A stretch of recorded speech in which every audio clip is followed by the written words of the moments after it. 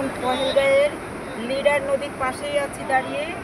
আমরা মার্কেটিং করতে যাচ্ছিলাম, বাসটা আমাদের ঠিক নদীর পাশ দিয়ে যাচ্ছিলো। আমাদের ভাগ্য ভালো, বাসটা নদীর পাশ দিয়ে ফলে এই নদীটাকে আমি আপনাদেরকে দেখানোর চেষ্টা করেছিলাম একটু আগে, কিন্তু এটা ভালো দেখাতে পারিনি।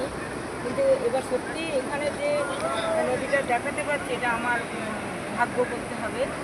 আর নদীটা যে অসাধারণ তার ভিউ, এই ভিউটা দেখুন, দূরে ফ্লোটিং গতিতে ঝর্ণার মতন জল চলে আসছে, উপরে পাহাড় শ্রেণী এবং সেই বরফাবৃত পাহাড়, তার নিচে সব পাইন গাছ, নানা ধরনের বন,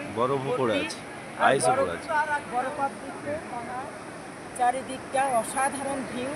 এই ভিউ তুলনা নেই।